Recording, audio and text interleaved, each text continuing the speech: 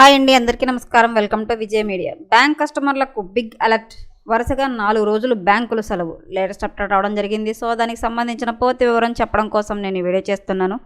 వీడియోని అక్కడ స్కిప్ చేయకుండా పూర్తిగా చూడండి. అప్పుడే నేను చెప్పే సమాచారం మీకు బాగా అర్థమవుతుంది. అలాగే వీడియో నచ్చితే కనుక వీడియోకి లైక్ ఇచ్చి మా ఛానల్ సపోర్ట్ చేయండి. కొత్తగా ఎవరైనా మా ఛానల్ చూస్తున్నట్లయితే కనుక తప్పకుండా సబ్స్క్రైబ్ చేసుకోండి. అప్పుడే నేను పెట్టే మరిన్ని అప్డేట్స్ అన్ని నోటిఫికేషన్కి అయితే వస్తాయి. అలాగే వీడియోని లైక్ చేయడం వల్ల వీడియో కొంతమందికి రీచ్ అయ్యి ఇన్ఫర్మేషన్ మరికొంతమందికి అయితే రీచ్ అవుతుంది. సో లేట్ చేయకుండా వివరాలు ఏంటో చూద్దాం. భారతీయ రిజర్వ్ బ్యాంక్ ప్రకటించిన జాబితా ప్రకారం మార్చి నెలలో స్టేట్ బ్యాంక్ ఆఫ్ ఇండియా సహా అన్ని బ్యాంకులు మొత్తం 18 రోజులు సెలవులు ఉన్నాయి. ఇందులో వారాంతపు శని ఆదివారాలు సెలవులు ఉన్నాయి. సాధారణంగా నెలలోని మొదటి 3వ శనివారాల్లో బ్యాంకులు పనిచేస్తాయి. కానీ ఈసారి పండగలు వారాంతాలకు సమీపంలో రావడంతో వరుసగా సెలవులు వచ్చే అవకాశం కనిపిస్తోంది. అందుకే ఖాతాదారులు తమ బ్యాంకుల పనులను ముందే పూర్తి చేసుకోవడం ఉత్తమం. ముఖ్యంగా మార్చి 19 తెలుగు రాష్ట్రాల్లో అతిపెద్ద పండుగైన ఉగాది ఉంది. తెలుగు నూతన సంవత్సర సందర్భంగా హైదరాబాద్, విజయవాడ నగరాల్లోని అన్ని బ్యాంకులు ఆ రోజు పనిచేయవు.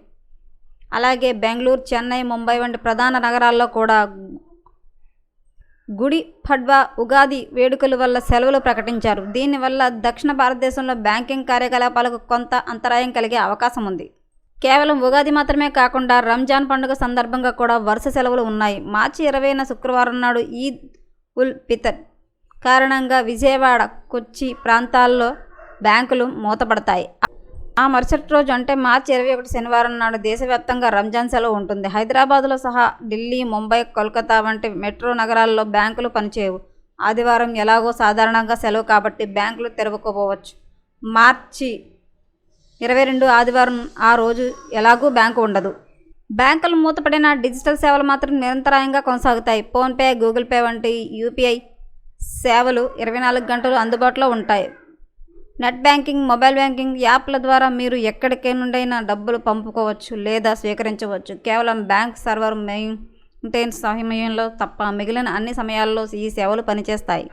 నగదు అవసరాల కోసం ఏటీఎంలు ఎప్పటిలాగా అందుబాటులో ఉంటాయి. అయితే వరుస సెలవుల వల్ల ఏటీఎంలలో నగదు కొరత ఏర్పడే అవకాశం ఉంటుంది.